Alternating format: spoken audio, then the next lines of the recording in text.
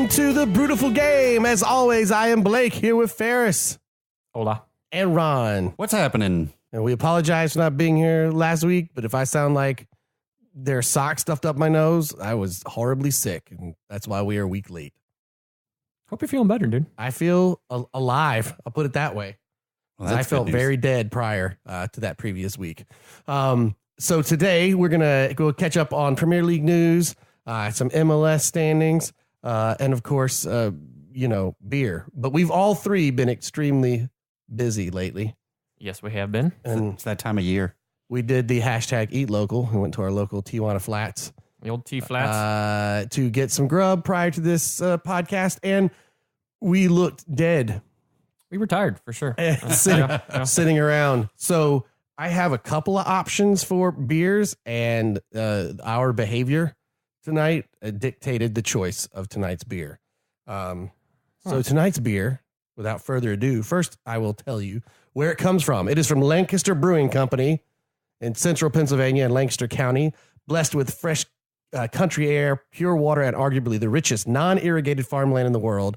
Lancaster is still a place where a handshake means something and where genuine craftsmanship, artisan quality, and stubborn self-reliance remains part of everyday life. I was just there this week. And it's not Lancaster, it's Lancaster. Gross. You got to say it right. I still say Lancaster. It's Lancaster. Because there's no G in it. Lancaster.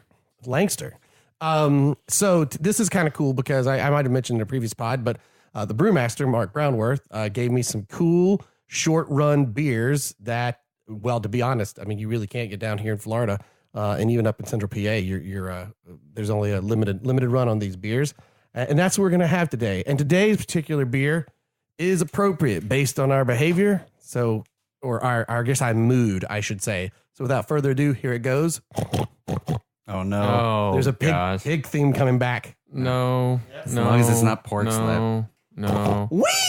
It's Java Hog coffee and IPA. Awesome, good choice. Legit IPA with caffeine in it, gentlemen. We are going to be vibrating.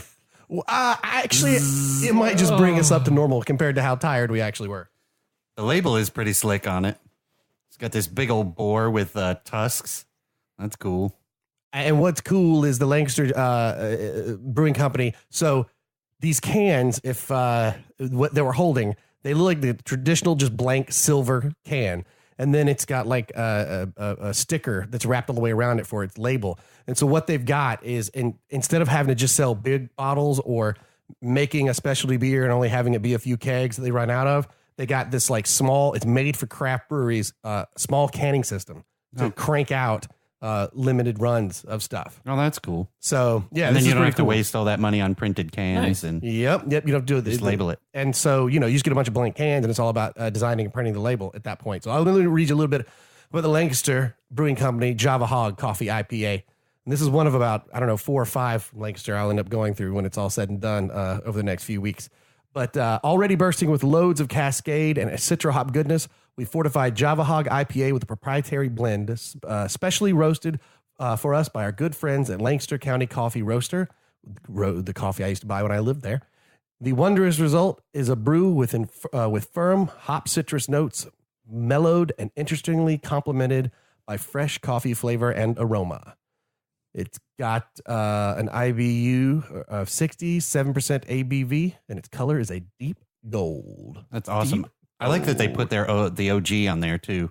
The original Gravity. Yeah, the original gangster. You got that right. And this is like some of the ones I have actually that I'll be doing in some subsequent pods are these sort of team up brews. And this does fit that category because they're pairing with the Lancaster County Coffee Roasters to make this beer. So some other ones are some collaborations they did with some other breweries in the area to make some beers. But this here is the Java Hog. Whee! Wake up. That's awesome. And if you're ever in Central PA, go check out the Lancaster Brewing Company because they have this flight that you can buy in their restaurant, which is it's like 30 different trial size, and if you drink all of them, it's like 6 beers total because it's every single thing. But you can actually get through the whole thing. Yeah, and it's pretty amazing. And the food there is pretty good too. Yeah. So to the brewmaster, Mark Brownworth, thanks for the delivery. I'm excited to try this first one. I had a couple of options, and they were all chilling in the fridge, and it literally was because we all looked like we were going to fall asleep in our tacos. And I was like, well, done. This is what we're doing. But since it's in cans, can we have it in a can? Oh, yeah. Hold on. Before we do this, give me a second. Oh, wait a minute. Where are you going, Ferris? Ferris is going to go do things. Uh-oh. I think he sometimes forgets that it's an audio pod and not visual. Well, while he's doing that, real quick, if you live in South Florida and like going for runs, the first South Florida craft beer run is on September 30th in South Florida. Go to southfloridacraftbeerrun.com. All the proceeds go to Amigos for Kids, which is a nonprofit organization dedicated to preventing child abuse, and also a pediatric cancer research place. So while Ferris runs out of the studio, I'll make a plug for a 5K and then craft you beer run. grab some craft beer afterwards. That sounds awesome. Yep. All right, Ferris, you ready for this Lancaster Brewing Java Hog? Before, What are you gonna? What I are you ran gonna out do and with the got can? was courtesy of Mr. Ron Keller, world traveler, aka Storytime with Ron, aka What is big story of Big Papa Mittens, Ron? Pop Pies of Pop. What was it? Oh, Mrs. Miggins, Mrs. mince Miggins, pies mince or whatever it pies. is. Pie shop. Courtesy of that gentleman, we have official Brutiful Game beer koozies.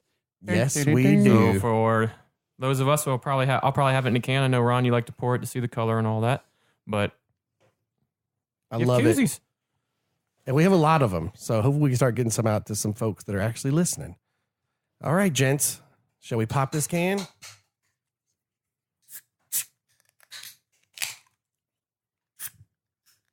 I can't wait. Ooh, it smells good. I'll do mine out of the can while you gents pour it. I like the color in it.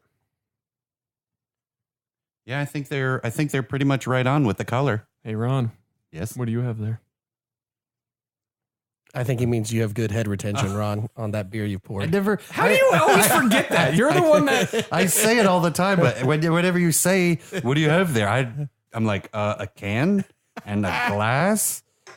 Yeah, it's a really dark golden color, honey looking color. Ooh, the hops with the coffee smells really good. And it's like 50-50. Yeah. You know, neither one is sort of overpowering the other. I get both.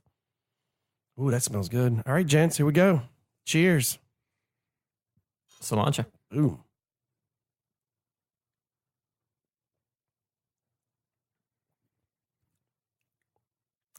Whoa. That's interesting. Whoa. What a coffee finish. Yeah, it's all IPA going down. Yeah. And then Yeah. a minute later, the coffee just lingers. Like, I've only had a sip and the coffee is still there. On paper, I really did have this because I knew it had caffeine in it. On paper, I wasn't sure if I was going to dig this, but this is actually really good. It's interestingly good, if that makes Wow. sense. It's sweet up front, and then as it kind of goes over your tongue, you taste the hops, and then the hops kind of blend away for that coffee taste Yeah, at and the then end. But the coffee isn't like, it's not syrupy coffee no, sweet. no. And that bitter at the end, I can't tell if it's like the bitter of a coffee or the bitter of a hop, Right. but it kind of it blends in one to the other. This is awesome. What an easy drinking beer. Lancaster Brewing Company. For a 7% ABV, that's easy drinking. 7%. I did forget it was 7%. Do you have a 6-pack of this?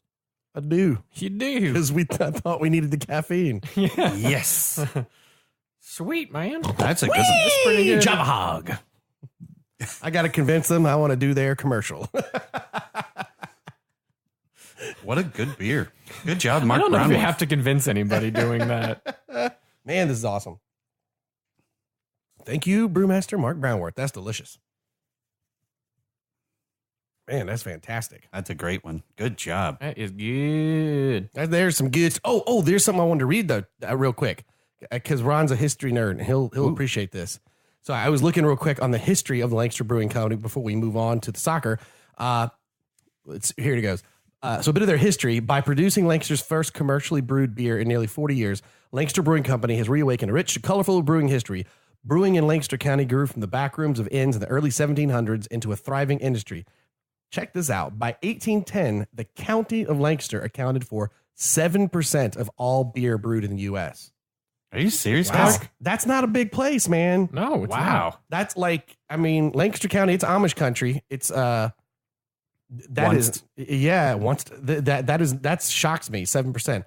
So before Prohibition, the county's breweries produced some 200,000 barrels of beer annually. That's a lot. Man. In 1868, the Daily Intelligencer newspaper proclaimed Lancaster in America occupies the same position that Munich does in Germany in regards to the brewing industry. Huh. The editorial further noted that the fame of our beer has spread over the whole Union. Two factors eventually shut down the approximately 14 Lancaster breweries. This is the part Ron will dig. World War I and Prohibition. Forced by the war effort to curtail the use of coal in the brewing process, Lancaster breweries stopped producing beer legally in November 1918, well before the 18th Amendment went into effect in January 1920. During Prohibition, however, brewing continued under the noses of public officials, many of who had been paid to look the other way in 1930, however, federal agents began to crack down and brewing was forced underground, literally. At the corner of West King and Pine Streets in 1932, a city worker discovered a hose in the sewer. The hose ran from the Rikers Brewery to a warehouse on Water Street where it discharged beer into kegs. Awesome. Nice. I've been at that corner. I wish I'd known more about this when I lived there. That's awesome. amazing. Why doesn't this happen nowadays? When Prohibition ended in 1933, Lancaster County breweries resumed legitimate operations but one by one they bowed to economic pressures and competition from major automated breweries. Lancaster's last beer was brewed at Wacker Brewery, which closed in July 1956, and the remaining unpackaged beer was poured into the sewer, beginning a 39 interruption of Lancaster's glorious brewing tradition. Now, that is until Lancaster Malt Brewing opened in 1995 in the historic Edward McGovern Tobacco Warehouse on the corner of Walnut and Plum Streets. Now, what's cool, and that's the site where Lancaster Brewing Company operates today. 95 is early in the whole craft beer game. Yeah. The large red brick building stands out not only as the beacon of high quality beer today, but more importantly as a reminder of the brewing tradition Lancaster once was so highly regarded for. That's cool because a lot of the breweries I read about, just not knocking them. If you got a good brewery, you got a good brewery, but they're all like early 2000s and stuff. Mm-hmm. That's cool. I wish I'd had a little more idea of this history when I That's some lived history. there. That's awesome. I love all the little Prohibition things. But Lancaster's not a big place. 7% of all the beer in the U.S. in the late Huge. 1800s. That's awesome. I wonder what they were making. Was it just like premium lager Well, at the there's time? that. Doing a little research separate from this. There's this beer style that was so prevalent. It's called the American lager, and it's distinctly different. The adjunct? Yeah, but it's not even like a qualifiable thing where you can say they all tasted the same. They were all kind of different. I'd imagine they probably had some of that. Who knows? See, now we're gonna have to do that research. That is so awesome. Brutal history. That'll be the other podcast we launch. We have like 80 podcasts right now. You realize that? Like 72. It's going to continue to grow. Yeah, definitely. But I suppose we should get to the soccer portion of our podcast after having our wee Java Hog. The official tagline of Lancaster No, Brewing. it's a Java Hog. Wee! Wake up! See you, wake up! But you got to put you got to do that again. Go ahead. Yeah. Do it. Wee! Java Hog! Wake up! We need some like cowhide that we can just smack all of a sudden. Love it. So we're going to take a look at match week 6 for the Premier League. Kicking us off was a game that reminded us again, if you guys did not realize, we have moved into the September portion of the calendar. We are no longer in August because Harry Kane scored a brace. That's true. Yeah, he for some reason doesn't like August. Loves him some September though. Nope. And in the land of bubbles at West Ham, their bubble got popped. Did you guys see the Men in Blazers show today after the Arsenal game With Mr. Bubbles? with Mr. Bubbles? Yep, the guy who That seems is like the, a lovely the effects gentleman. guy that does the Yeah. bubbles. He's like my dream. He my couldn't be favorite. prouder. Yep. So great. I He's love like it. place I love the most, my favorite sports team of my whole life, and I get to do the bubbles and make everybody happy. Yep, that was awesome. Forever Michael blowing Bubbles? Is that his name? Michael No, I don't think it was Michael Bubbles. Was it? I don't know, but I wanted to be because we were like Michael Hold Bublé. But look it up. Michael Bublé. Michael Bubbles. Michael Bublé. Let's see what happens when you just type in Bubble Guy for West Ham. Let's see what actually pops up. I don't know if I want to know what pops up, but You might get more than you bargained for on that search. yeah. Well, in this year they've upgraded because it's bubbles with a little glycol fog floating inside of it as they go out. Yep. You're right. You were close is there, Michael? Blake. Mickey Bubbles. Mickey Bubbles. Mickey Bubbles. Amazing. You could not have gotten a more like Cockney first Mickey name Bubbles. and then just Mickey Bubbles. Is that on his like passport? I'd put it on mine. Why not? Mickey Bubbles. That's fantastic. Either that or it's like the English mafia name. Hey, watch out for Mickey Bubbles. Yeah. Mickey Bubbles on Green Street Hooligans. And he will be like the biggest dude. He's the one that goes, he makes Mrs. Miggins pay protection money. That's amazing. No, Mrs. Miggins is the front. Right. Yeah, Correct. She Right. runs it secretly. Yes. And he's the heavy. Right. But you think but you're like, oh God, who's this nice old lady? And she has your fingers broken. And a By shotgun Mickey behind the Bubbles. counter in case you happen. Yeah. And it's already pointed at you. But her kid that she doesn't want in the business legitimately makes pies and has no idea what's going on. Amazing. But he will be involved at some point down the years in a very Be like, controversial and something crazy will happen. Miss Miggins takes 2 double barrels to the chest as she's like Yep. going down, firing at some and then like the son takes over. But she's not dead because she's wearing high intensity like Kevlar and impact. protects herself. So right? instead of Like The Sopranos, this is our new show called Mince Meat. mince meat. Mince meat pies, man. I love that we just wrote a movie about it. We No, it's a are- series. hey, It's totally you know a what? series. This is the Netflix original series. Yeah, all this. Yes. I agree. We are fabulous at writing a TV show or a episodic thing in about 10 and a half seconds. That's our new all podcast. revolving around this like the game of soccer, pies, and beer. That's the 73rd podcast. Is we get like suggestions and people put in 3 things in a hat and we in 10 minutes create a pitch for a new show and or movie. I What's love happening. We're going to pitch it phenomenal. to Steve Burke himself. it. Mince meat. Why not? Oh man. I like Savory that. I like that. and saucy. Mrs. Miggins. I love it. A 10 episode first season. Oh yeah, no, I can. Yeah.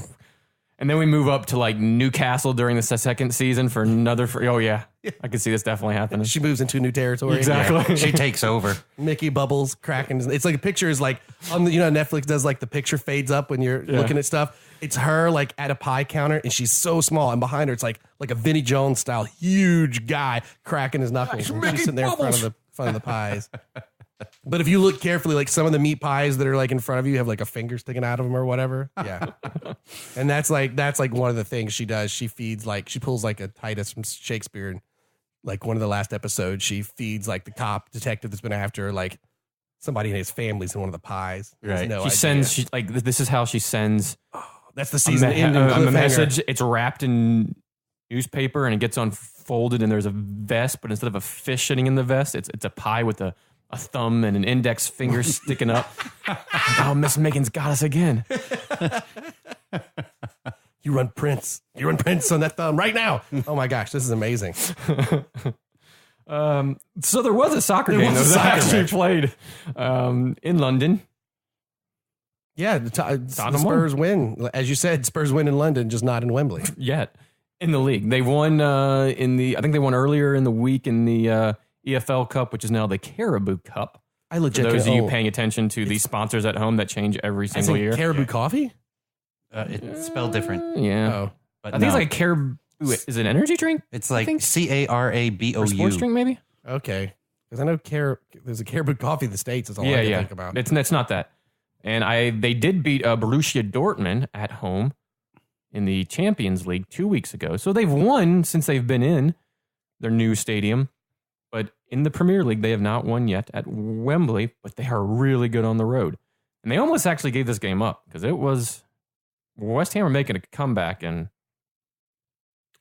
Oh, it looked like it looked to be a very for a second there, Spursy you're like, match. oh yes, this was going to be a 3-3 tie because West Ham traditionally do pretty well against Tottenham.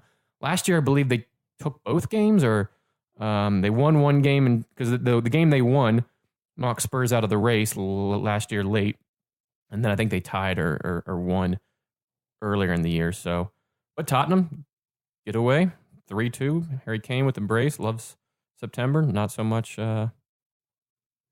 August. And Serge Aurier sent off in the 70th.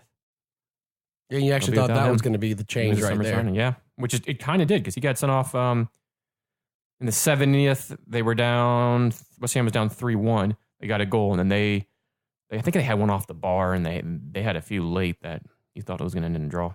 It is an energy drink. Is it? Yeah. Speaking of drink, I got another addition. So it's IPA up front, this Java Hog, coffee at the end, but it's like a coffee like with caramel in it. Yeah. Has like a the slight caramel. Like macchiato kind of thing you would get. Love a macchiato. But not as sweet as that. I don't want to make it sound sweet. No, not at all. But it's just a hint. This is really good. It is the best coffee beer I think I've had to date. I'd agree with that. Well, I had two options. But the other one I was scared to use. I mean, that had caffeine in it. I mean, because I have like several that he gave me. One, when that pops out, will be for very tired because it has legit espresso in it. So I wanted us to go to bed at some point tonight, so I didn't go with that one. Shall we move up on to the next game? Sure. Well, or should we? Because it might put us to sleep. That was Burnley and Huddersfield Town, 2 goose eggs.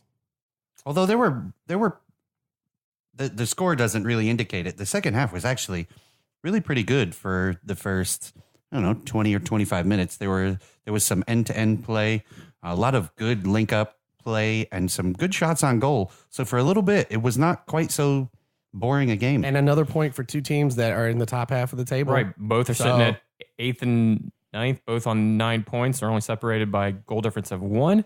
And Huddersfield are the team in 8th, and Burnley are the team in 9th. And they kind of just saw it out equal here. And when Burnley's at home, they're tough to score on. And Huddersfield has some talent up front, but not quite enough to break that back line of Burnley. And then that moves us to kind of a heartbreaker if you're a Cherries fan. Because Bournemouth finally gets a good score. Joshua King in the beginning of the second half.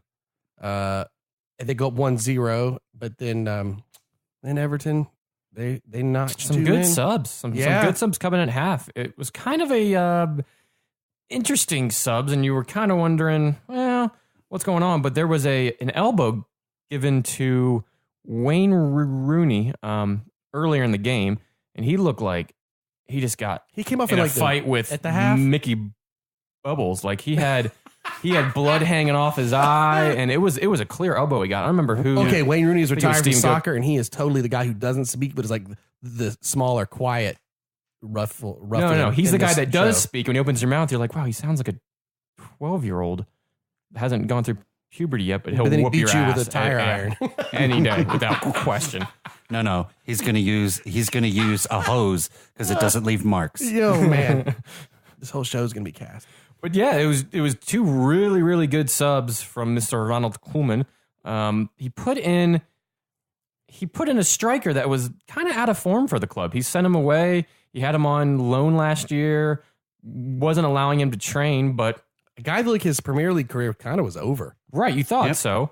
But he came on for Wayne Rooney, and then Tom Davies came on for Davy Klaassen, both of which impacted this game greatly because Davies assisted Niasse in the first goal, and then the second goal, Davies had a hell of a shot that was parried by the goalie, went straight up in the air, and Niasse just crashed the box and got something on it. So both impacted the game, and Everton survived late.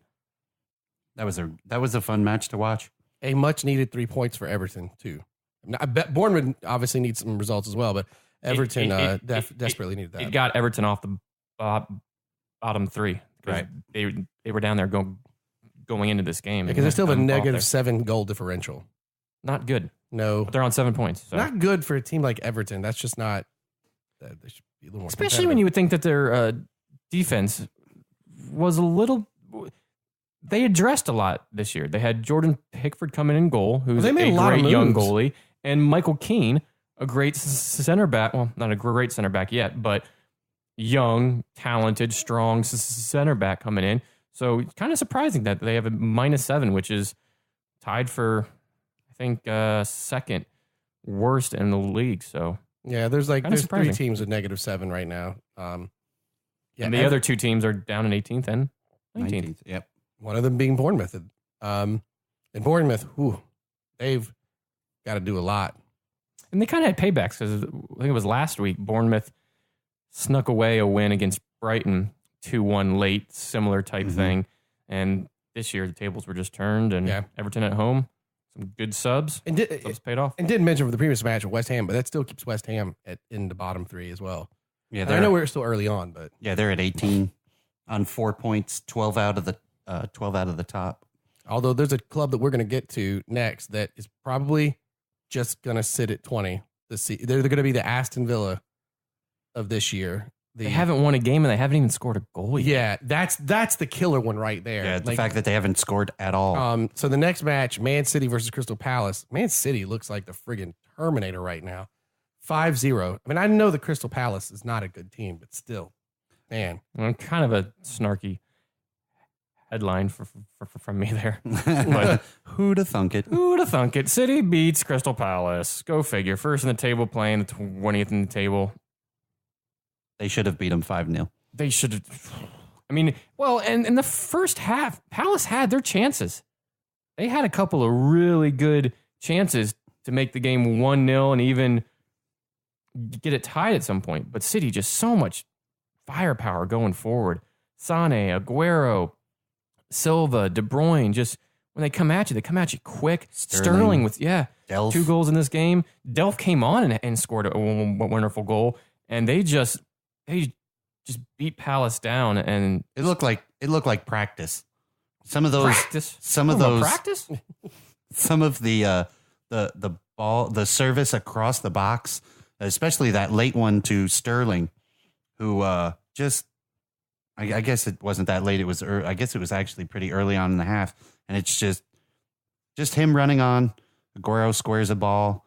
No one makes a play for it. Sterling just taps it in. No one even around. And while the 5 goals obviously is this is their 3rd game in a row. They went 5-0 against 5 then 4 then Liverpool, 5, 5, 6, and 5 or Oh, something. sorry, All 0 goals against. That all is not the City that we're used to, and that's almost even more impressive than the 16 goals that they've scored in the last 3 games. Is there's 0 goals against. Right. And I think that's a lot down to consistency in the back, as well as consistency on that right back, right wing back, left wing back, left back. Kyle Walker, who came in for big cash in the summer, and Benjamin Mendy, who also came in for big cash, are 2 strong young players. They're quick, they're smart, they get up and down the pitch, they're offensive minded, but they play defense also very well. And that's helped them out a lot. Man City's been possessing the ball in the midfield really well, making a lot of smart plays, not as many turnovers as they did last year. So 72% possession in this game. So the fact that they are playing such strong attacking football, and yes, it's against Crystal Palace, but still, they did it against Liverpool. Right. I don't remember who the other Watford, I think, was the last game.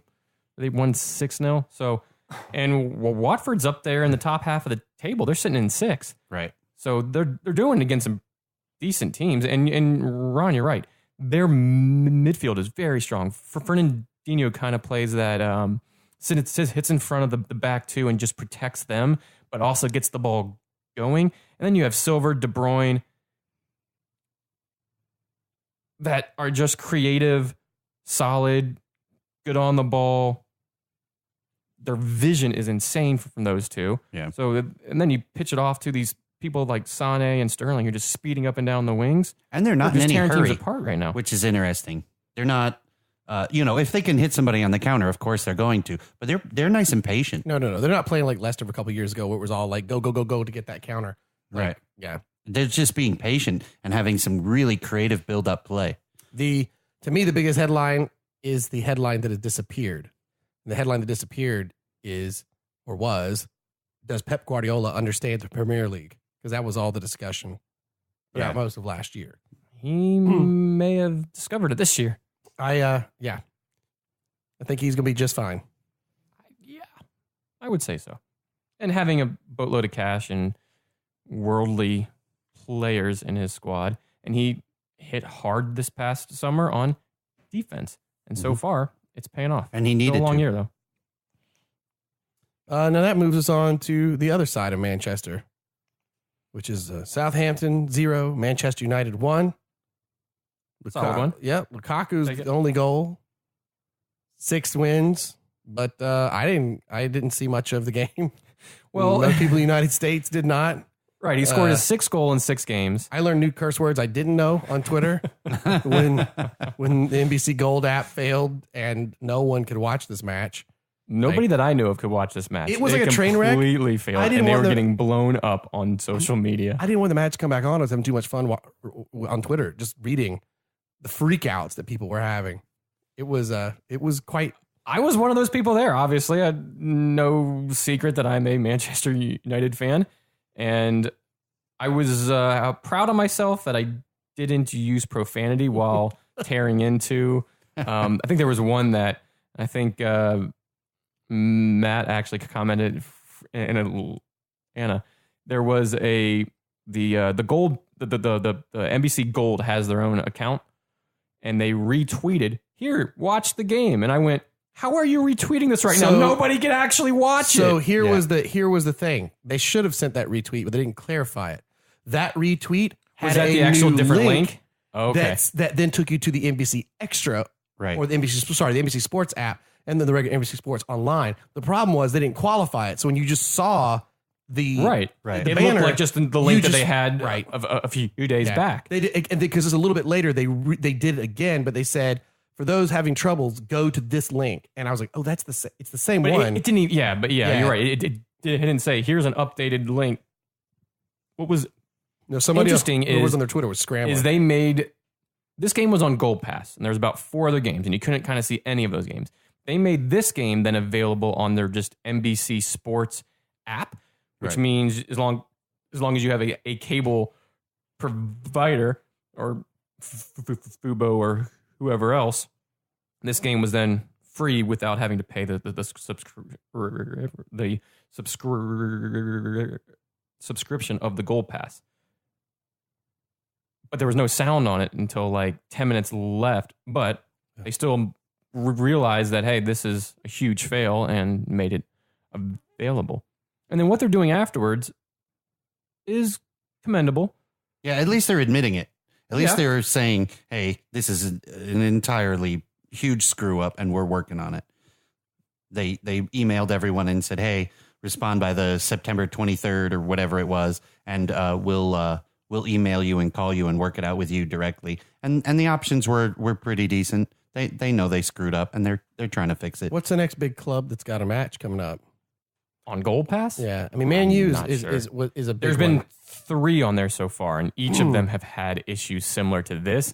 This was kind of the tipping stone there of the largest, but there was a Tottenham match. I think it was the first big one. They had issues with that. And then there was a Liverpool match last week or something like that. They had issues with that as well. This was kind of like the pinnacle of just issues that they had, to where nobody could see it, and it was just completely, also because it was arguably the more popular team out of any of the games they have had so far. And Liverpool was a big one. That was the week prior. Yeah, it was Liverpool in Burnley, maybe. But also the difference being here is that, like, this is a match. Not only you have a ton of Manchester United fans, is an important match. They're fighting to stay on top of the Premier League. So and you also this was drawing, a fight, and you're drawing in tons of neutrals too, not just fans, Man United. This was a fight. And for all of you out there going, well, why weren't they on NBCSN or CNBC? That's because there was 2 other games on those channels at the time. The Manchester City game was on NBCSN, and the Chelsea game, which we're going to get to next, was on CNBC. Right. Now, at some point, you have to pick and choose who you have on there, those teams. Okay, well, let me make the argument, though. I think if I'm choosing, Man U and Southampton is going to be a better game than Man City and Crystal Palace. Yeah, but I'm biased on that. But for Palace, you have also new manager, haven't scored a goal yet, haven't won a game yet. Man City, who is you're not high convincing me. flying, right? But there is some storylines there. Chelsea Stoke match. That would have been the game you could have probably switched out for. But again, we're talking Chelsea Stoke, Manchester City against Palace, and Manchester United against Southampton. They're all kind of equal. Like there's no one team that's playing like an Everton or a top 6 team. They're all kind of playing middle of the table teams. You got to pick 2 out of the 3. Manchester United this time was not picked. I understand that. But, then the fail happened, and that's what kind of blew everything up. Well, either way, it's going to be a blessing in disguise. It hurts right now if you paid the subscription for it and all that, but NBC was bound to run into this at some point. So this is just going to make the subscription better in the future once they work out all the bugs. And hopefully they'll learn the lesson that rolling it out so fast and so late probably should have had a little more R&D in front of it, before they roll it out so late. Yeah. Or if you are going to roll it out so late, make sure the thing works. Yeah. Because now the season is not the time to test the bandwidth. No. And it definitely got tested. Yeah. Well, but I guess we've talked about that. But did you have any thoughts on the actual game itself? It was not United's best game, probably the worst game they played all season, but they get away with a 1-0 win on the South Coast. Not that you win when you're playing well, so you win when you're not. Right. But also Southampton really stood up. Yeah. It wasn't like, they just kind of rolled over and Man U couldn't just put the ball in the net. Like they stood up and had some really great defensive play. They, for quite some time, they were shutting down after that goal. They really did a lot to run to run United off.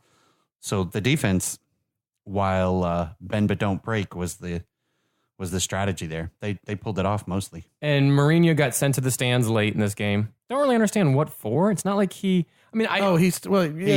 clear he encroached on the field. He came on, yeah, but it wasn't like he was yelling at the ref. He was trying to tell his team what to do and came onto the field. He was cheating, Ferris. Stop defending the dark one. He walked out of the pitch. Like you can give him a warning. As another player from the other teams, is he going to pull a Pittsburgh Steelers? Is that what's about to happen? I don't know, but he's certainly on the pitch. You're making it seem like he went like halfway into the pitch. No, he stepped like 2 feet over the Pittsburgh line. Steelers coach, but he still did his thing.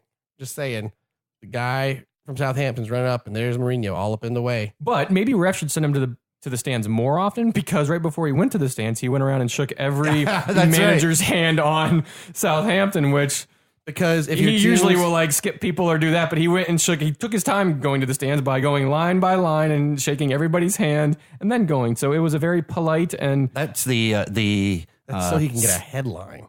Hey, whatever, man. Classic. It takes it off of the 1-0 win that we barely got. The classic Mourinho snub. That's what that is. I'm going to take Love my Mourinho. sweet time going to the bench. That's all it was. Love Mourinho. He's great for the headlines, man. I'll tell you. Man, he's great. Well, I'm sure that you take him in Arsenal in a heartbeat. Oh no! Yes, you would. Don't even like you. Don't you would take him in Arsenal in a heartbeat? That'd be like you guys should sign Costa. It was like the Emirates would just. No, you can't do that. Costa and Mourinho at the Arsenal. Well, could you imagine Mourinho goes to Chelsea, wins a title, goes to Man U, wins the title, goes to Arsenal, wins the title. He just starts bouncing around the top 6 teams. Liverpool, Tottenham, you're next. Good grief. Speaking of Costa, who? Proving that you don't need no Costa. Nope. At home, Stoke City manages to score 0, and Chelsea puts 4 past them. What a great match that was. Woo! Ooh, Morata on fire. On fire. Man, that was a great match. Hat trick from Mr. Morata. And man, he's good. His not only movement off the ball, his work rate is phenomenal. And then his poise anywhere in the box is clinical. He's good with his head. He's good with his feet. Yep.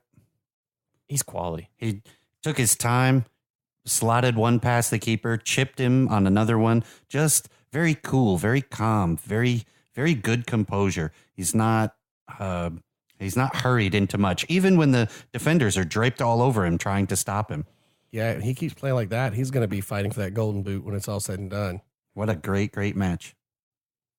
And most of the scoring, 2 before the half, 2 at the end of the half.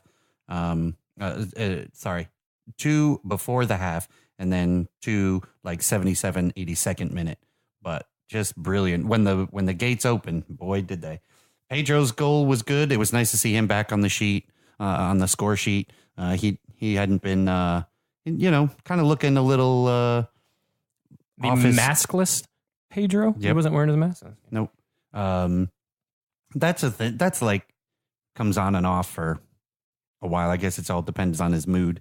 But Hazard came on halfway through this one to get him back to going match fit, and as Hazard does, just creates brilliant opportunities and stuns defenders.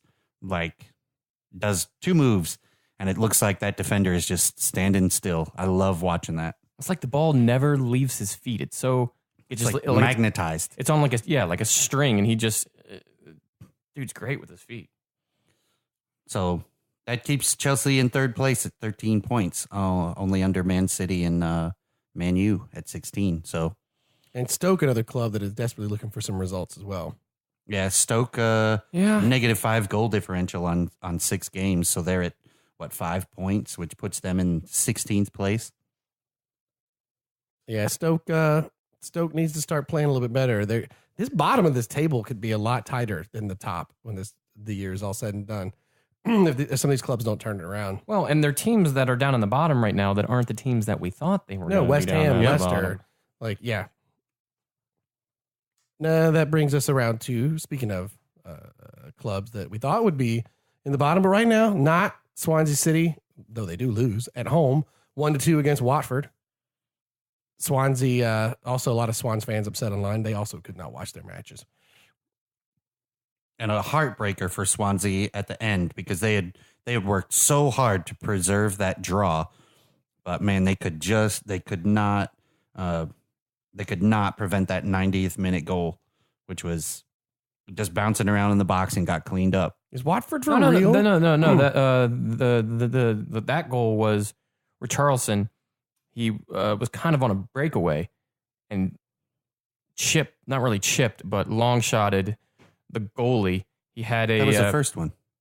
No, that was the second one. The one you're talking about is the Andre Gray, where it gets like stopped by a defender going in, bounces to him, and then he just goes, right. Gotcha. This he like Richarlison kind of, which he's been a great signing for them. I think he has like 2 or 3 goals, a couple of assists. Young, speedy, quality player brought in by them.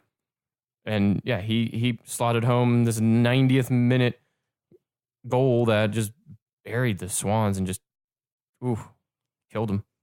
And Watford sits at 6, and they kind of like for real. They'll compete pretty well. They're looking good. They've looked good from the beginning. I think they're only going to get better, especially the more they keep producing some results, and the more that midfield really starts to gel for them. They're going to see.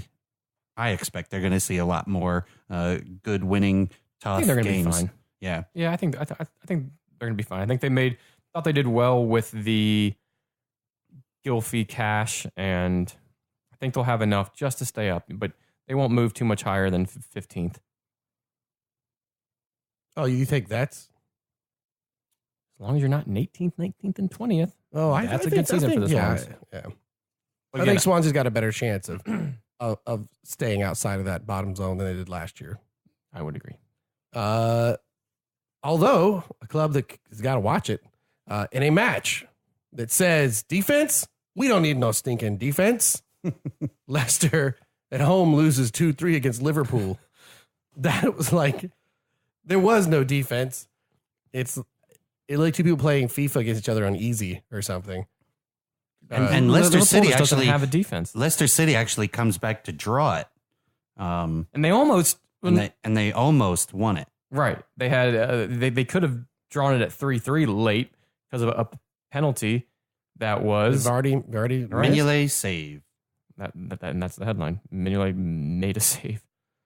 And all because because he doesn't do a whole lot of that. But he was also a foot or two off of his line and already diving, which technically should have been called back. And Vardy shoots for the exact same place almost every time. So it's pretty easy. If you're a goalkeeper that watches any amount of tape, Vardy's going to go slightly to goal right. I feel like that should have been was Mahrez in at the time? I don't know. Yeah, but I don't think Mahrez is the penalty taker. It's Vardy. He's taking penalties. Yeah, but it's only when Vardy's not in the game. Vardy, I think, is their penalty taker. He scored one not too long ago, but I don't believe. That's a fun header Jamie Vardy had in the match. When that ball came back. I think Mahrez was off because Damari Gray came in, and Damari Gray had a hand in the second goal. So, no, I don't think Mahrez was in. Positive note, Coutinho got a goal and an assist in this game, so the Coutinho factor is back at Liverpool, and Klopp again, they can attack the crap out of the air. Did he? Did you see that when they had that score go in and he just like fist bumps all the way down the line? Yeah, somebody made like a funny video of it, like a dance clip. It's great. So I guess the question really becomes, what does Klopp do with his defense, or what he's passing for a defense? Just score more than the other team does. I think that's the that's the plan right now. Yes. Yeah. Just don't forget it. What if they score 4? We got to score 5. Like, I mean, that's because what that defense is crippled at best most matches. If he had a plan, they would have brought in somebody. They tried real hard on Van Dijk to bring him in, but in a club nowadays in 2017. You cannot rely on just one target. There had to be some other defender that you could have brought in to help that back line. I mean, look at some of the center backs that went. Some of them went early, but Michael Keane was available at one point. Harry Maguire was available at one point. Liverpool could have gotten those guys and brought them in over the clubs that they went to. Right. But they didn't. They didn't really focus on the back that much. Yeah, they brought in Harry or somebody in their back, but if he had any sort of plan, but that's not necessarily the Klopp style. You know, Blake said earlier, he's just going to try to win by outscoring. Gegenpress. Yeah, but you know by outscoring everybody. That's really gonna bite you in the top I 6 agree. teams. Yeah. Yeah, that means that you're going to be fighting for, I think, a top 6 place, not fighting for a top 4. I think that's what that nets you. Those clubs above are too good defensively. And they're also fighting on different fronts now, too. Although they went out in the Carabao Cup earlier in week 2, Leicester City as well. So this was kind of payback for that. But they're still in the Champions League. The FA Cup will come in January. The Carabao Cup, seriously, all I can think of is Carabao Coffee in the U.S. And like the cup is a moose head, like National Lampoon's Wally World Cups. Right. I don't think it's quite that way in I England. think it's a big caribou cup. Yes, it's a caribou head with antlers. And if it's not, screw that tournament because that is a mistake. It's actually the head of a bull. Yeah, that's what. Speaking of coffee, though, this Java Hog is Done. good. Yeah, it's also done. Does anyone need any more? Oh, yeah, I could use it. Probably be rude if we didn't. Mm-hmm. Well, we've only got a couple of matches left to talk Let's about finish off. before we get to MLS anyway. I mean, So Brighton Hove Albion wins at home against Newcastle 1-0. Further pointing out the fact that I just kind of want to move to Brighton Hove Albion and become a season ticket holder. Their stadium is so gorgeous. Yeah. Did you guys watch the this was the only game on Sunday. Right. And beforehand, NBCSN showed 2 specials that they had. It was called Promoted, I believe. And one was on Newcastle and one was on Brighton Hove and Albion. And the Newcastle one, a lot of people know Newcastle. They're big. They had Alan They've been here Shearer. before recently, Yeah. Brighton Hove, a lot of people don't know what their history is, but they were almost a club like Bournemouth and like some of these other clubs, smaller, South Coast, almost went completely out of the league, almost didn't have a club. At one point, they sold their home stadium and moved to Gillingham, which is somewhere near, like an hour away, as their home stadium for a season, and then moved back to this like track and field stadium for a year. Then a supporter that is a businessman and a professional card player bought the club and financed this beautiful stadium that we see. And it's just, it's an awesome story. And And the stadium is gorgeous. Right, And it is the most beautiful. Yeah. Oh, I love it. It's beautifully shaped. Where it's at is Yeah, gorgeous. the Yeah, surrounding, awesome. like what you can see from the stands, Right. looking out of the stadium is pretty amazing. So if there's anybody that listens from that area, you want to, sponsors to come out and hang out, we'll totally come out for a weekend. Absolutely. And then that brings us to the final match, which was today on Monday, was Arsenal at home against West Brom. I predicted a snoozer. It would be like Tony Pulis doing the long ball defensive 0-0. And I was actually surprised when Arsenal came in and won 2-0 with a brace from Lacazette. A silly penalty in the 67th, completely avoidable Yeah. on West Brom. They were shoulder to shoulder, and then he made the shove. Yeah. And Lacazette was going to go down shoulder to shoulder. I think it would not have been a penalty. Yep. And then he just did. And it wasn't a huge, to be fair. There was a penalty earlier that should have gone against Arsenal that was more blatant, but he just, that shove at the very end. That would have made the game, could have potentially made the game 1-0 for West Brom because it was that early. Because I think that. Yeah. And then that was a penalty. and the way that Arsenal's playing, that could have taken the wind right out of them. And this is the first match that Lacazette and Sanchez start together. Correct. They had not started. And in fact, Lacazette's goal was off Sanchez beautifully placed free kick. Ish. Yeah. No, it was No, if a beautifully placed free kick would be in the back of the net. no, Is it not going in the back of the net? no. It was going just under the bar, and the goalkeeper got his hand up and tipped it into the bar. I thought it hit the post. Or hit no, the no, bar. no. The goalkeeper got his hand but up It's still not going in in the back front of of the it. net. So then when he hit it, it tapped in and went over. Coutinho's free kick in the other game, that was a beautifully placed free kick because it hit the back of the net. Oh, This that was did ridiculous. not. So it's not a beautifully placed.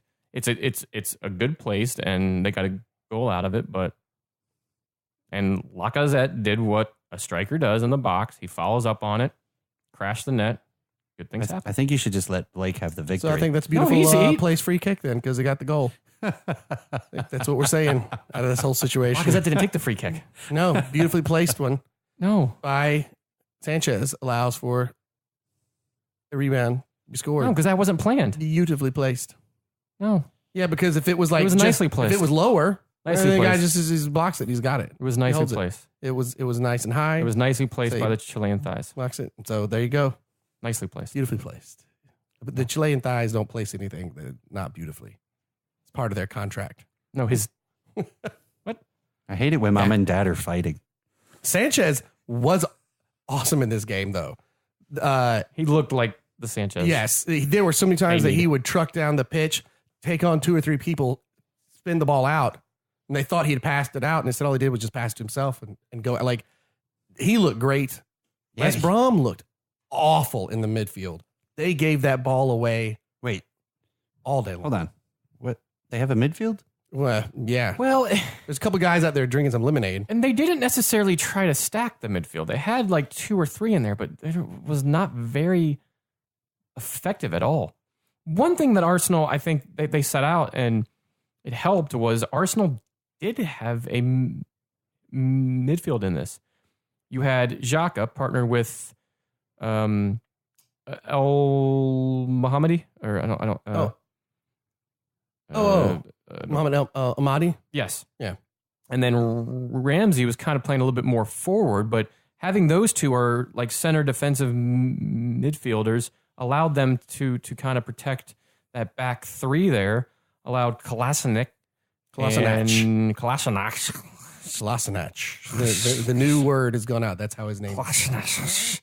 And whoever you go, I mean, it allowed them to have some space, And a and you particular protected the gentleman center of the field. Had a great game, and our stock is going to rise on Ian Nacho Sack, big Shaq, because He almost scored a goal in this Nacho one. Monreal had a great game today. He was on fire, like everywhere. And forget about the goal he almost scored, but the goal he kept from scoring. Oh yeah, the That goal line was- clearance yeah, late in the yeah. first half. He and Yeah. wasn't Fellaini. He and one other person had the saves of the week. Easy. It was a keeper, and he kicks the ball right before it goes in. I think it was Oh Newcastle. yeah. I don't remember what game. But those it were was the in. 2 like defender saves of the week. Yeah. What game was it? It needed goal line technology, right. and it was so close. Yeah, it was I don't only remember what game it was in. a matter of like maybe 3 inches. Right, and that, I mean, the goal line technology worked perfectly in that. It's Right. insane. But Nacho Monreal had a fantastic game. What have you thought from some of the news coming out this week on where Ozil's going to go and where Sanchez is going? Possibly. So Have you seen any of it? I'll plead ignorance. I was so sick at the beginning of the week. I must have missed it. I didn't hear anything. A lot of talks right now out of the Mirror, I believe, is that Ozil will try to force a move to Manchester United. Flying away. And Sanchez, who was at the end of the contract, who you could lose for $0, also could be in for going to Manchester United. I don't know why they would, to be honest. Why wouldn't Well- they? Well, because you're most likely not going to start. I mean, Sanchez would start, I think, before Ozil Sanchez would. would definitely get in. I think Sanchez would, but I don't see Ozil starting in that lineup. We don't really have a central. I mean, I guess Mkhitaryan's playing in that spot right now. I would take Sanchez over Ozil by far, but if only one of them come, either or, I'll take. As long as we get the Ozil, I mean, potentially get the Ozil. Yeah. That is the German World Cup winning Ozil, Real Madrid Ozil, not Arsenal Ozil, where he plays when he wants and he shows up when he wants. I think it's a gamble on their part, to be honest, because Manchester United is firing fine without them. So, Yeah. yes, you might start them here and there, and that's a great depth, and would be amazing, to have a Champions League squad and a, Premier League squad kind of thing.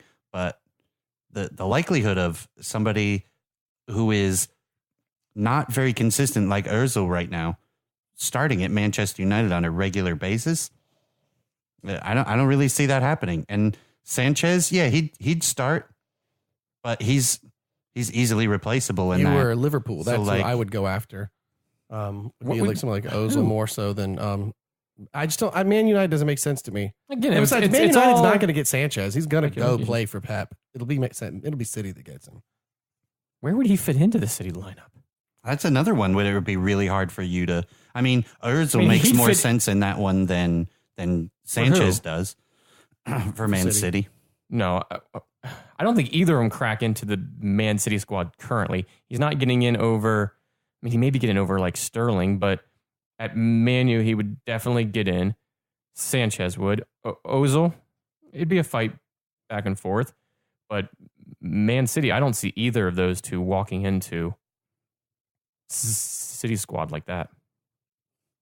I know. I think Ozil would in the depth for attacking midfielder. They don't need a Sanchez. Also, Look at all the people they have. but don't forget too, this is also a great time to, if you know Sanchez is definitely going to leave because he's free at the end, he's going to go somewhere.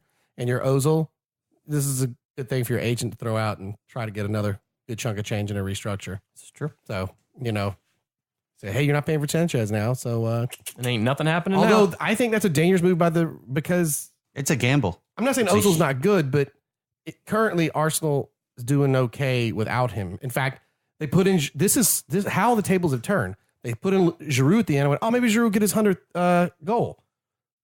And then you're looking at like Ozil being out there, and I don't know. Like, Speaking of 100th goal, I think we failed to mention that today oh yeah, Gareth Barry made his 633rd Premier League appearance, appearance, and he was captain today. and he was captain. That is passes the wonderfully great, amazing Ryan Giggs as the most games played in the Premier League. So congrats to Mr. Barry. He's been a journeyman, played for Villa, City, Everton, West. I mean, he's been all over the map. And, The national Right. club. yeah, exactly. He's 633 Premier League games to Mr. Barry. That's a lot of games, man. I think there was somebody saying that he started his first game in the Premier League before like 35% of the league was even born, or something Right. insane Wow. like that. Right. That's great. Well, Another beer? congrats on those caps. Well, shall we move on to a little MLS news and crack another beer? Yep. All right. agree. Like the beer portion. Take it away. So that starting at the MLS, we had a couple of really good midweek games. Thanks, sir. DC United square off against San Jose Earthquake and utterly annihilate them. 4-0. Patrick Mullins with all 4 scores. 57th, 60th minute, 68th minute, 88th minute. They had no answer for that poor guy. And he absolutely kills it. And that really hurts the playoff, their playoff hopes. So we'll see how they've got to basically keep winning. They've got to win out to really, and they need some help from some other folks in order to get themselves into the playoffs. Due to some other results, San Jose stays just above that line right now. But yeah, this was a blow, and the Earthquake. I'm surprised they're even up there because they're sitting on a minus 20 goal difference. So it's no surprise that they had 4 put past them by the 11th team in the East. But they need to hang on because there's 2 teams below them that Houston could easily, or Dallas could easily jump them. Right, and they're sitting on 1 less game. So that 1 less game could be the decider at this point. Which then brings us to Minnesota United FC taking on FC Dallas. And Ferris, you're right on with this. What on earth happened to FC Dallas? Just a few games, but gosh, a lot of goals. Yep, and tumbling through the table. And they're making my prediction of, I think I had FC Dallas doesn't make the playoffs this year. It's looking very likely because, I mean, what on earth has happened to them? Like, I mean, how? Especially losing to Minnesota United at this point. 4-1 too, like decidedly one of the worst teams currently in MLS. Minnesota United hasn't cracked out of the bottom 3 of the Western Conference. They haven't gotten above all season in the Western Conference. Yep, all season, and they've managed to just utterly dismantle the FC Dallas midfield and defense. So Minnesota is kind of the Cleveland Browns during playoff time. Harsh. Where they're ruining other folks' chance. Yeah, that's all they're out there for. Just destroying someone else's chance. The Jets are also really good at that. That's fair, but only to New England. Jets beat the Dolphins. That's not a thing. True. But the one thing I cannot wait for Minnesota United to have their own stadium because playing on the Minnesota Golden Gophers pitch with the end zone being just in front of each of the goals it's just tough to watch. Well, to be honest, I will argue that again with the New England Revolution playing in Gillette Stadium. That is the same problem. They're playing on a football field. Man, it is hard to. Yeah, but Atlanta's done a good job of making it look good. No, that's fair. If those areas would adopt what Atlanta's done, so that it looks very distinct, right? Well, I don't think Minnesota has the money to turn over that field that way, and I think the Patriots craft organization doesn't their ego they won't can't allow. afford to get Bill Belichick a hoodie that doesn't have its sleeves ripped off. They're broke. I don't know if you guys know that. They're broke. They have no money over there. They're too busy giving it all to the bank of Tom Brady. They have no money over there.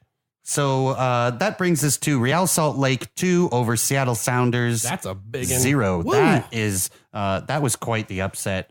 Great win for Real Salt Lake. That pushed them up to 5th in the West. And they worked hard for that win. That wasn't an accident. They worked really hard. They had a lot of great build-up play and were super, super creative the entire time. It's that game. Yeah, that's going to be playoffs. Yeah, playoffs. that it'll come down to that game. Talking playoffs. Speaking of a club that I don't think have a problem being in the I'm sorry, playoffs. real quick. The only thing that kind of hurts Real Salt Lake at this point is they have played 31 games. San Jose below them. Dynamo Dallas have all played 1 or 2 less games than them. Fair enough. Right. So, again, this was a big win because Dynamo, Dallas, Earthquakes all dropped points this past week. Real Salt Lake also need to keep winning. Yeah.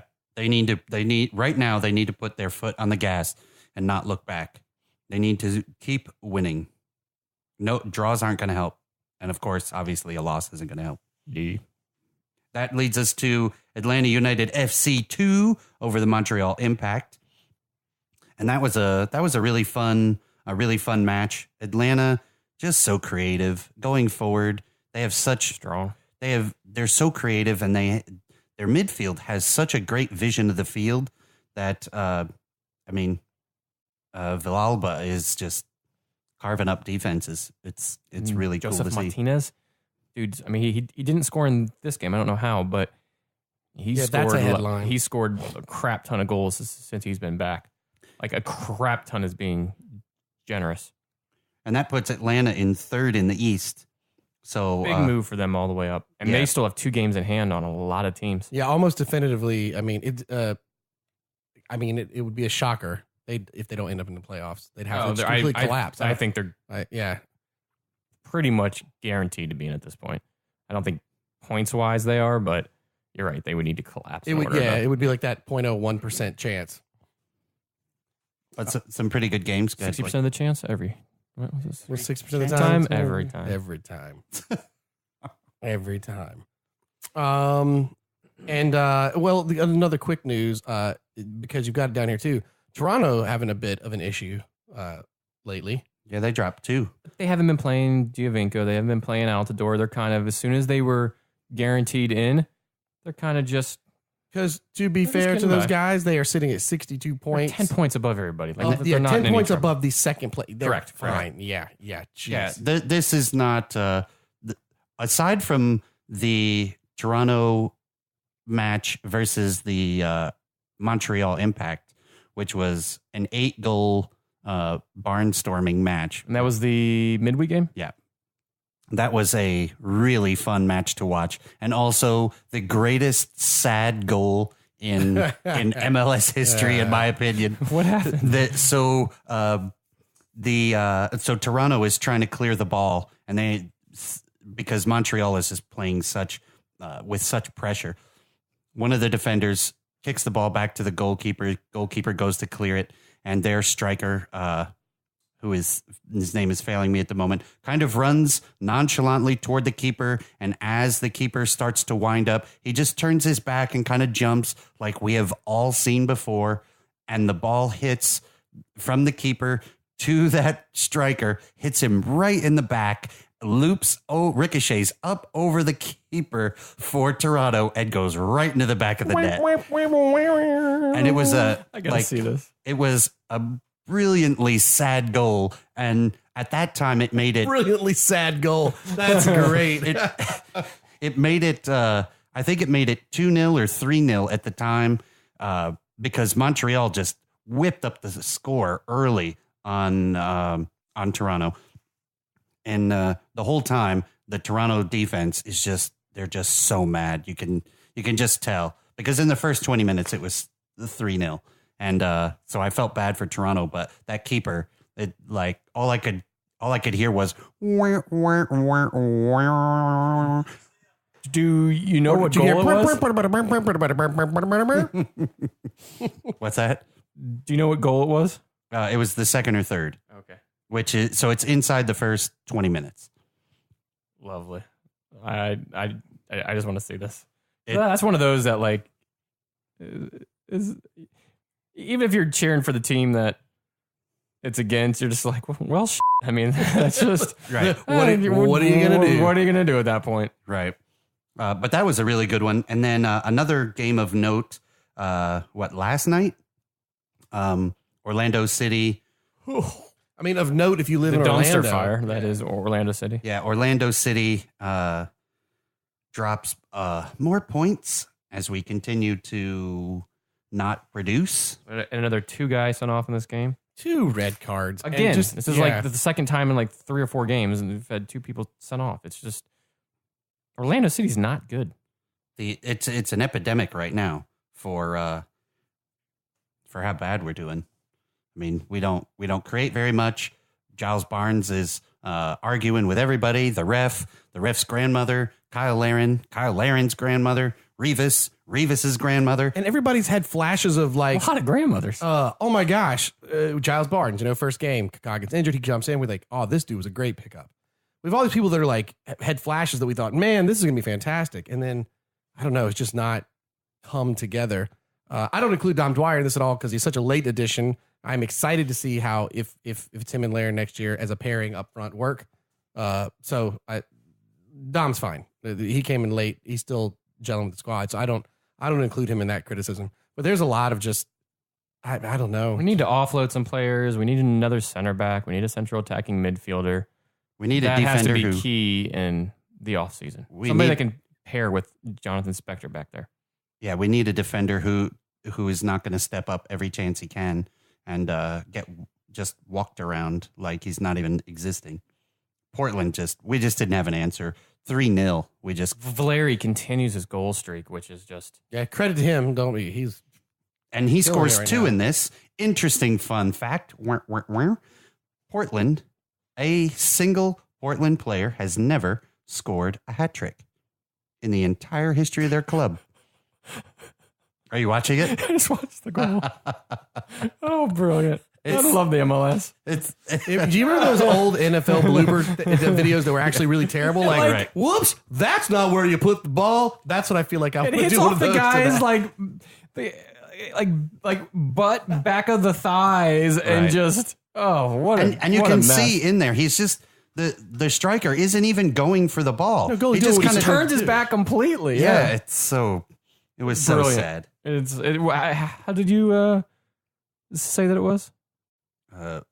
Terrifically sad or something like that. I don't remember. But it is whatever I said. It is exactly that. Yes. Oh my gosh. But yeah, going back to, I'm sorry, Valeri. Yeah, so it's great. He was super close twice to being the first Portland Timbers player to score a hat trick. No one in their club history has scored a hat trick yet.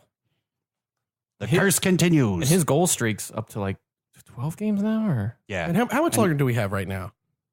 For what? For MLS? I think there's only like 3 or 4 more games, or 5 maybe. It's 36 games. Season? Yeah, I think. I know at least home wise. I know there's an Orlando game this Wednesday. It might be the last one if I can get to this. No, one. there's 2. There's one on Saturday. No, but I think it's night the as last well. one I can go to because of work. So it might be my last match of the year. It's against New England, which on paper we should win, which means Kai Kamara is going to cut us to pieces. No, we shouldn't win. No. At this point, we'll be lucky to draw anybody that we play against. We're sitting 10th in the East. We shouldn't beat New England. There's nobody that we should beat at this point. We cannot say that. We haven't been able to say that for a while. No, that's accurate. And Kai Kamara has always had our number, even when he was in Columbus. He has always been able to, he's just that one player that has our defense's number no matter what. Giovinco does. Yep. As well. Well, I mean. He has a lot of teams' numbers. Yeah. I was arguably one of the better strikers in the entirety of MLS. I want to wrap this up. What was that? By giving a bit of a correction. It's a correction we didn't know we had a little bit incorrect info. When we were talking with Chris from World Soccer Talk, we were talking about the table soccer. Well, I'm saying wrong. Garage soccer. Yes. Game that they put together. And we talked about doing it, joining them and playing at the men's, when the U.S. men's national team plays in Orlando. They will be doing that, but Garage Soccer dropped me a line, let me know. It would be the day after. I think the 6th is a Friday, maybe? Is that right? So I think Saturday, the next day. So if you check out Garage Soccer on Twitter, which I believe is just at Garage Soccer, but we'll share their stuff as we come up closer to that game. But on the day after, on Saturday, they're going to be hanging out at a local drinking establishment and playing the Garage Soccer there. So I just want to make sure we get that correction out, and we'll share some more info about it as we get closer to that match as well, which is right around the corner. World Cup qualifier in our hometown. A big World Cup Super excited. qualifier. Kind of want to puke at the same time because it's going to be exciting. Can't wait. Cannot wait. Oh my gosh. And we'll be there. Wait, will you be there? Do you know yet? There is like a 70% chance now I'll be there. Of the time? What date is it? It's the 6th. It's a Friday. Of October, right? Does that, Yeah. How about you, Ron? I'm all over it. Are you? Yeah. I just think Ron's like, never mind. I'm flying to Zimbabwe on the 3rd. This just came up. I fly home on the 5th. Oh, that's a worse thing for you. Because if there's a person whose every flight on the way back screws up, it is Ron Keller. That's not true. That's not true. I fly all over the world and have no problems. I fly to central Pennsylvania. Yeah. Every damn time. Amazing. Your plane is in mechanical. Your plane is delayed. So on my flight out, just so we can continue this tradition. I love it. Hold on. So I fly out. right now. I have a 6-hour layover, which I'm okay. Layover, whatever. The plane that I'm supposed to fly from Philly to Harrisburg, Pennsylvania, was in mechanical all day. All day since 8 a.m. Know how I know that? Because I called it over the radio when they were all talking about it. So then, rather than fixing it or swapping the aircraft since 8 a.m., they wait till 9:30 and then they delay the flight. Sorry, it's still in mechanical. All I heard was, we'll out. see if Ron is here on the 6th or not. Because what's crazy is he has all the problem flying, and then the hurricane comes through here. I'm like, you're never going to fly back on time. And you were like one of a handful of flights. One of 3 flights. That flew back in. I'm telling you, I have no problems unless I'm going to central Pennsylvania. I've flown Norway, Scotland, Japan, Beijing, all over the place. No problems. Central PA, all the problems. Well, but the upside is when you're there, you could be drinking one of these delicious Lancaster Brewing Java Hog. Whee! Wake up! There we go. No, that wasn't it. That was not the proper snap. What do you mean? That's exactly what I did the last time. I thought you hit your. No, that was a good one. I thought you hit the outside of your. Are you whatever. questioning the Foley work? Oh, my God. Are those my mucklucks? Are those what? You better take them out of the cellophane before they scorch.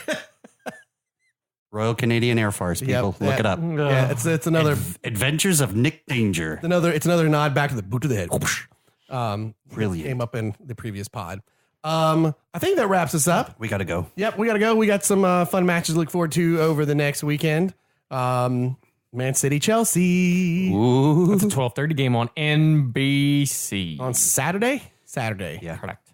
All right. So Saturday. maybe I got to be at work that afternoon. So maybe what I got to do is come by you, and I come hang out and go watch the match, and then I can just go straight to work. Go to from there. like World of Beer or Could something. watch the NBC game at the NBC Sports Grill. Well, there's also that. There's also that. And real fast before we go, I want to one more time plug the South Florida Craft Beer Run. It's the first time they've done it. It's on the 30th of September. It's a 5K at 6 p.m. And all the proceeds go to Amigos for Kids, which is a nonprofit organization dedicated to preventing child abuse and child neglect. And then there's also the Live Like Bella Foundation for pediatric cancer research. So it all goes to a good cause. There's a whole bunch of really good breweries that are participating from South Florida, including Tank Brewing, my MIA Beer Company, Funky Buddha, Wakefield Brewing, Biscayne Bay Brewing, Concrete Beach Brewing, Wynwood Brewing, 26 Degree Brewing, Miami Brewing. The list goes on. And if you will do me a favor and send me that, I will make sure that information gets in the show notes. We'll do South Florida craftbeerrun.com. All right. Go run for charity, kids. Well, you can find us on Twitter at Brutiful Game, on Facebook. Our website's thebrutifulgame.com. Untapped. We're on Untapped, which was blowing up over the weekend Yeah, we because were. Ron and Ferris were just Killing it. that thing Killing it. up. You A lot can of find Oktoberfest us. that was showing up on Yeah. there. Yeah, Oh, it was it's true. close. I almost Yeah. did Oktoberfest today, but I think we needed the caffeine in these beers. I agree. You can also find us on Instagram. I think that rounds it all out. We have a Tumblr. It's there. We don't really do anything with it, but it exists. I don't understand Tumblr. I think that's just past my time for me to I understand. thought that's someone you can drink out of. Oh, that was your dad joke. You thought Tumblr was something you could drink out of. Well, all right. We Oh, wow. we all kind of swapped roles today because I'm the one that cursed, not Ferris. Oh, no, He I cursed got one once. in too. He got Where one did in. you I get got the one? first one. I got it. It's a minute. Don't worry. I wrote the note down already. What did he say? He dropped an S bomb. You dropped the F bomb. Samsonite. Yeah. Way off. Good grief. Samsonite way offs in fantasy football. American. It's going to take its first loss this week. I forgot that your That's one of my fantasy. names. Yeah. Brilliant. And reviews on iTunes yes. help us a lot to get noticed. We'll send you koozies. Boom. Yeah, absolutely. What Ron just said. We have a limited run this go round, but I'll tell you what. If Whoever What? Well, you tell us. drops some ratings and reviews, if you will just, I don't know, screenshot it or whatever as you're doing it or whatever. So we've got we know that it's you, and you can just tweet us or drop us an email at thebrewtifulgame@gmail.com. We will send you one of our koozies to what we For say free. for it's like the first All you gotta do is just review. If we could get like the first, if 10 people do this, we'll say this. If this. we can get 10 reviews, 10 koozies go out. That would be awesome. And the first 5 get an extra special gift that I'm not going to tell you what it is. Besides the koozie. Oh man, so there you go. First 5, get the koozie and something else. Do I? And then the first 10, if you will put a rating and a review, just take a screen grab or some way to kind of show us, hey, I'm doing this, and drop us a line. That way we can touch you, get a shipping address, and we'll get you the sweet Brewtiful Game. It says love the beer, cherish the game, and it's got our logo on it, koozie, which we'll put some pictures up online. But that would be awesome because that just helps us spread the word, which helps us. But how does that help you? Well, now you can help you keep your frosty beverage cold and your hands warm with a sweet Brewtiful Game koozie. You drop a review and rating. Oh yeah. That's pretty good. We didn't Love play, the pitch there. Love we it, didn't yeah. play that at Great. all. We No. didn't plan that at all. No, I that like was fun. it. Yeah. Off the cuff. Off the cuff pitches. Ooh, by the way, that's the name of our movie thing. That's our movie podcast. Off the cuff pitches. When we come up with we come up with Mrs. our Miggins Mafia. Yeah, and No, what was it? Mrs. Miggins Minced Meat. yeah, minced meat. That's the Minced name. meat. Yeah, minced of the movie. First season's in London, second season in Newcastle, third season's in Bournemouth. Fourth season we go up north to Scotland. Yep. Yeah, that's good. That's when we get the rival haggis shop. Yeah. Oh yeah. Oh, that's amazing. We got to go. Yeah, We go Euros on the sixth season. Pop over to France for a little bit. The Normandy squad hopping in there. Oh my gosh, I love it. All right, gentlemen, here we go. Love the beer, cherish the game. The Brewtiful Game. Cilantro. Java Hog. Wing! Wake up! By Lancaster Brewing.